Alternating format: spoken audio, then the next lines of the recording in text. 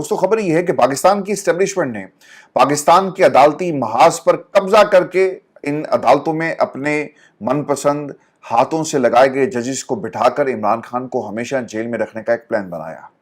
अडाला का सुपरिटेंडेंट 22-22 घंटे इमरान खान पर जुल्म कर रहा है और गंदा पानी वजू के लिए दिया जाता है। यानी आप इस हद तक इखलाकी तौर पर गिर गए कि इमरान खान के साथ इस हद तक जुल्म किया जा रहा है। आज मुलाकात का दिन था, सहाफ़ियों का नाम भी इस लिस्ट में शामिल था, लेकिन मुलाकात की इजाज़त नहीं दी गई और ख़ानदान के लोगों को भी मिलने नहीं दिया गया। जो लोग मिलकर आए और जो इमरान खान ने पैगाम बाहर भेजा है, अडाला जेल के सुपरिटेंडेंट के नाम ये पैगाम था कि पाकिस्तान की आवाम कभी भी अडाला जेल के सुपरिटेंडेंट को भूलेगी नहीं और जो ये जुल्म कर रहा है, खान साहब भी कहते हैं कि मैं कभी भी इसे माफ़ नहीं करूँगा और बाहर आऊँगा तो ज़रूर ये भुगतेगा और अल्लाह भी इसे सज़ा देगा।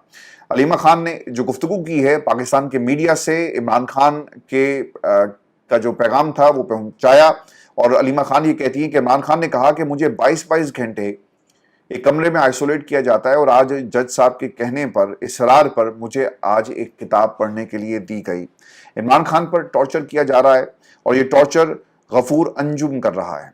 इमरान खान ने यह भी कहा कि पाकिस्तान में इस वक्त मार्शल लॉ नहीं बल्कि आसिम लॉ है। इमरान खान का बेटों सुलेमान खान और कासिम खान को अपने ऊपर टॉर्चर और पाकिस्तान में इंसानी हकूक की खिलाफ वर्जियों पर बैनुल अक़वामी अदालत से रुजू करने का हुक्म भी दिया। कासिम और सुलेमान खान पाकिस्तान आएंगे, वो सिटीजन भी हैं, हुकूमत कोई बहाना ना बनाए, इसलिए हम हाई कोर्ट में दरख्वास्त दायर करने जा रहे हैं। जहां पर भी अमन मार्च होगा हम सब लोग बढ़ चढ़ कर इस अमन मार्च में हिस्सा लेंगे और अमन की पाकिस्तान को बहुत ज़रूरत है। सुपरिटेंडेंट अडाला जेल गफूर अंजुम ने इमरान खान को बहुत ज़्यादा तकलीफ़ें दी और ये जब से आया इमरान खान शदीद तकलीफ़ में है, अज़ियतें दे रहा है।